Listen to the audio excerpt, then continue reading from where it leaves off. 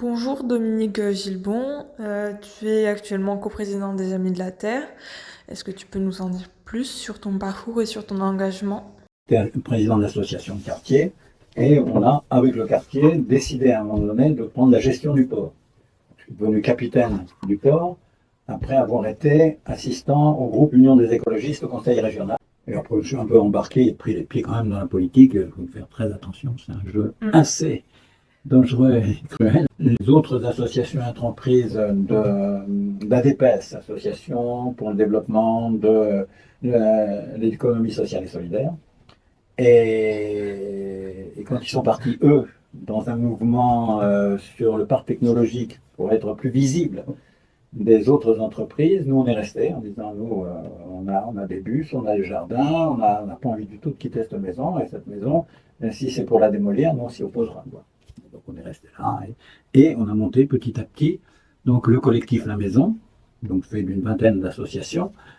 En même temps, notre démarche intéressait une chercheuse en socio-économie, une ancienne architecte, qui s'est attachée un peu d'abord à Caracol pour voir comment ça fonctionnait, et qui est passée de Caracol au collectif La Maison, et elle a écrit sa thèse sur notre mode de fonctionnement, un peu autogestionnaire et participatif.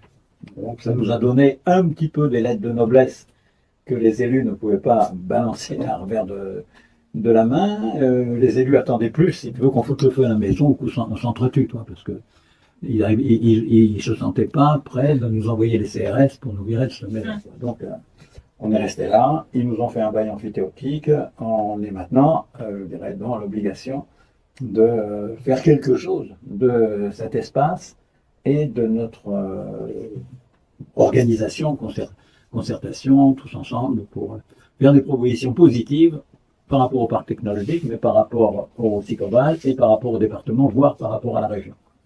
Quand même un peu identifié comme un tiers-lieu ou comme je dirais, un endroit où il se passe quelque chose. Voilà, c'est un peu ça mon militantisme actuel. Et au sein des Amis de la Terre, c'est toujours un petit peu un de mes pieds, quoi. Parce que, Depuis quand tu es aux Amis de la Terre? bon, ça fait 30 ans. Oui, 30 40 ans. 40 ans. Tu as vu une évolution dans le militantisme et l'engagement des gens? Oui, oui, oui, oui. Ça c'est faire toutes les associations. Il y a eu des moments forts après 68, dans les années 70, où la prise de conscience de l'écologie, les quelques associations qui se manifestaient à ce moment-là autour de Greenpeace, les Amis de la Terre, FNE n'était pas encore très très développé, mais on sentait qu'ils étaient là. Est-ce que les jeunes sont plus... T'as l'impression que les jeunes sont plus engagés maintenant ou...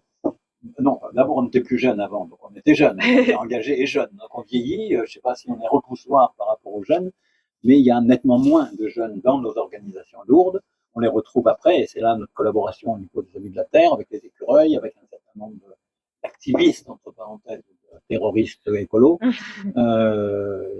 qui se complètent et qu'on veut compléter avec notre capacité qu'on veut garder nous aussi, de pouvoir rester en justice, c'est-à-dire avec vos tribunaux, pour rester un peu, je dirais, du côté là. Donc par rapport aux jeunes, par exemple Zéro Ouest, un peu nouveau sur la place, a capté à un moment donné beaucoup de jeunes. Je me trouvais, moi, quand j'y étais un peu, le lieu de service, ils inventaient des trucs, les after-work, les machins, les trucs. Ouais. Mais voilà, ça demande, si tu veux, quand il y a des jeunes qui sont embarqués dans le truc, qui mènent la chose, ils savent convaincre d'autres jeunes. Ouais. Et du coup, tu dirais quoi pour inciter des jeunes à s'engager? Là, avec notre permanente, notre secrétaire au niveau de Caracol, elle nous disait comme ça, on ne prendrait les vieux que s'ils sont accompagnés d'un jeune. Pour obliger les gens quand même à développer ou à déployer un certain nombre de convictions et de moyens et d'être attentifs au fait que c'est une fausse satisfaction de se retrouver les uns et les autres. On est content de se retrouver entre nous. Ben oui, mais c'est pas l'objectif. Et après, il y a quand même l'interrogation de dire on peut continuer à faire des manifs, à faire des conférences où il n'y a personne, à faire tout un tas de choses comme ça. À un moment où il faut s'interroger vraiment en disant on remue des bras, on brasse du vent, et puis après. Donc, il faut quand même s'interroger effectivement sur, je dirais, l'imaginaire ou nos imaginations. Si tu devais décrire pour toi une société zéro déchet, zéro gaspillage, un peu utopique, pas du tout utopique. non, utopique, si, parce qu'aujourd'hui, c'est pas oui, voilà.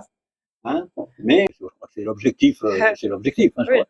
Comment on y arrivera, si tu veux, j'en sais foutrement rien. Et on est souvent devant des difficultés. Si tu veux, l'utilisation du plastique, ça va pas être du jour au lendemain que ton smartphone, là, il va être en acier et en bois. Hein.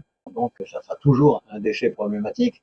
Maintenant, le tout, c'est d'avancer suffisamment d'une manière déterminée pour réduire à, je veux dire, une impossibilité de faire autre chose, l'utilisation de produits qui sont particulièrement toxiques. Parce que le déchet, c'est des problèmes de vocabulaire, si tu veux. Mais je me suis bagarré moi longtemps en disant mais la nature ne fait pas de déchets. Hein. Tout le monde parle des déchets verts.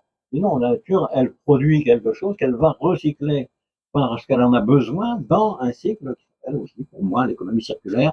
C'est l'image de l'arbre, c'est l'image de la forêt, c'est l'image de la nature qui se recycle par rapport à tout ça. Mais c'est pas que l'économie circulaire. En gros, c'est pas que le recyclage. Dans la mesure des déchets, c'est si c'est pas un recyclage éternel ou permanent, c'est un échec de l'économie circulaire. Donc, je dirais l'idée que de nos restes, on fasse des produits, des richesses plutôt que des déchets, c'est ça un des objectifs. Et je pense que petit à petit, on y arrive comme ça, mais je veux dire, la matière organique ne peut plus aller, en principe, ne peut plus aller à l'incinérateur, elle doit être réutilisée dans le cycle normal des choses. Et après, bah, c'est notre confort qu'il va falloir remettre en question et notre appât du gain ou des facilités ou de tout ce qui est autour de la sobriété, des choses comme ça, qu'il est important de porter. Mais là, il faut porter tous ensemble devant des citoyens qui n'ont pas envie de se priver de tout un tas de choses. Donc, moi, j'y crois, hein. Autant que vous, pas seulement plus. Mais... Qu'est-ce qui te donne encore espoir aujourd'hui? Qu'est-ce qui te pousse à te battre? Je me pose la question. Donc, on me pousse pas vers la maison de retraite, je continue un peu parce que bon, j'ai une petite fille et j'ai quand même une interrogation profonde sur l'avenir de notre planète et l'avenir des gens qui y vivront. Mais voilà, maintenant qu'il y a la petite fille, je peux pas dire bon bah ma petite, ne pourra pas regarder ton grand-père dans les yeux. Et surtout ce sentiment qu'on va laisser à des générations une nature complètement dégradée et qu'on en aurait vraiment nous profité. Je veux dire après moi le déluge. Voilà. Merci beaucoup pour cet échange, ce temps et ton engagement. Si tu avais un dernier message, un dernier mot à dire. D'abord, je des fois un petit peu aux gens qu'on est une civilisation judéo-chrétienne, que dans cette civilisation, cette culture judéo-chrétienne, il se trouve que la première des béatitudes, c'est bienheureux les pauvres. Et que ben, il y a eu une trahison de l'ensemble de la classe politique, de la classe de la pensée, de tous les gens qui ont ramené, si tu veux, la pauvreté pratiquement à un mal à combattre plutôt qu'à une recherche d'épanouissement. Mais je pense que c'est pour moi le message très fort qu'on traduit bêtement par la sobriété. C'était effectivement rechercher un véritable plaisir, un véritable bonheur dans la pauvreté et dans le fait de pouvoir se donner la possibilité de satisfaire ses besoins en diminuant ses besoins. Si tu fais toujours qu'augmenter tes besoins, tu es toujours dans l'insatisfaction de répondre à ces besoins-là. Et donc, je dis, ben, ça, c'est un peu la philosophie qui doit dominer. Donc, j'ai envie de faire de mystique autour de ça. Mais je dis, voilà, ça me paraît être quelque chose qui est à cultiver, où on peut trouver, sinon le bonheur, du moins, d'une manière assez facile, un certain type de plaisir. Je pense que c'est à peu près tout. Tu veux partager autre chose?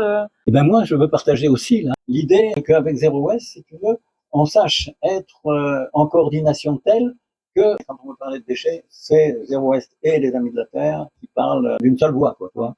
Qu'on arrête un peu de, je dirais pas de gaspiller son temps, parce que c'est jamais du temps gaspillé, mais qu'on apprenne à fonctionner en réseau efficace. En réseau efficace avec des gens comme Thomas, si tu veux, qui a fait un boulot extraordinaire pour démontrer que l'incinérateur, toi, moi, j'y arrive pas à la cheville, si tu veux, toi, le travail qu'il a pu faire d'analyse, de transcription et la manière dont il a su convaincre l'ensemble, pratiquement, des pensées sur ce sujet-là. On me dit, à peine, ça serait bien d'en avoir 36, Thomas, mais bon, je dirais, voilà, quand j'étais élu et que j'étais à Décossette comme élu, je disais, il faut que vous transformiez, ne serait-ce que le nom de vos incinérateurs en chaudière. C'est-à-dire que si c'est l'objectif de chauffer le Mirail et de chauffer les appartements, on ne fait pas ça avec un incinérateur, on fait ça avec une chaudière. Si c'est un incinérateur, c'est que la volonté première, c'est de détruire la matière. il n'y a aucune raison d'avoir comme volonté première de détruire la matière quelle qu'elle soit. Donc je dis, dans le moment où vous allez penser que c'est une chaudière, on ne met pas n'importe quoi dans une chaudière, on met quelque chose qui a un pouvoir calorifique donné. Mais voilà, c'est mon point de vue.